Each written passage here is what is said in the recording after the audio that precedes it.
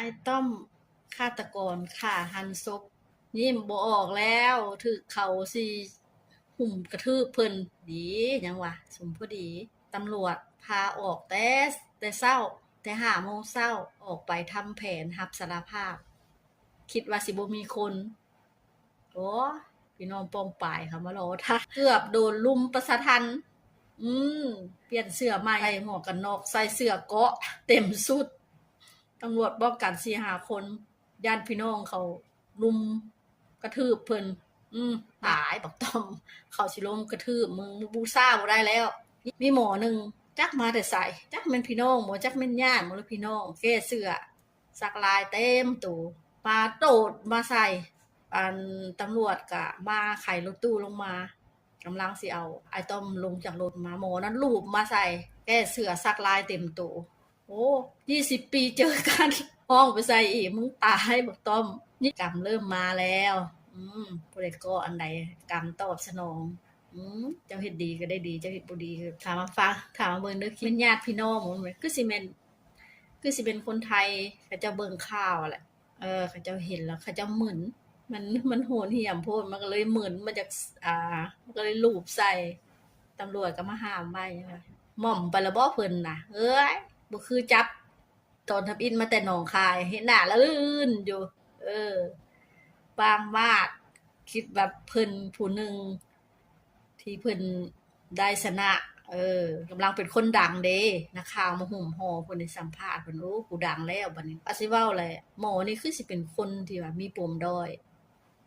เรียกร้องความสมว่าลงมือไปด้วยความบ่ตั้งใจว่าซั่นเด้แล้วก็เตือนอีกได้สังคมบ่ให้เอาอย่างแบบเพิ่นว่าซั่นเด้แล้วออกมาจากคุกแล้วสิไปบวชล่ะ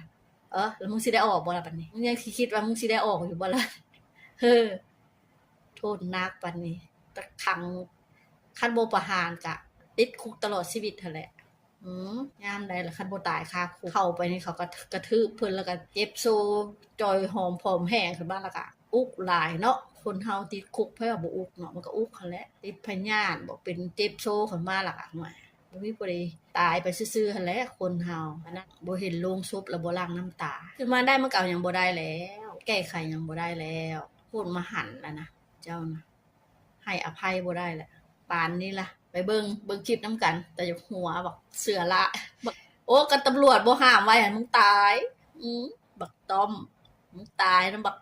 สักลายแท้ๆมันสิเอามึงคักๆมึงบ่มีสิมาหน้าเฮ็ดยิ้มละลื่นอีกนะมันสิมึนนะเบิ่งค่ะมันเบิ่งในข่าวแล้วมันมึนนะถึงจะบ่รู้บ่ว่ามึงฆ่าคนมึงยังเฮ็ดมันเฮ็ดหน้าอันละลื่นเฉยเนาะกูสิเอามึงจักบาทซะบ่บักนี่ว่าก็เลยมันมึนมันก็เลยลูบไปใส่มันสิ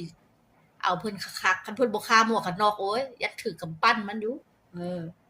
มันสิเฮ็ดเพิ่นแขวออกพู้นแหละสิใส่มันตำรวจเอาหมวกกันน็อกใส่ให้เพิ่นซื่อๆใส่เสื้อเกราะอีกตำรวจก็ป้องกันย้านมันมีเหตุ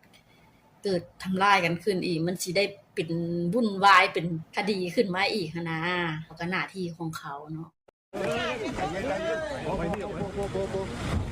พอแล้วลุงพอแล้วมาหากูไอ้หนุ่ม20 ปีอ่ะเดี๋ยวมึงเจอกู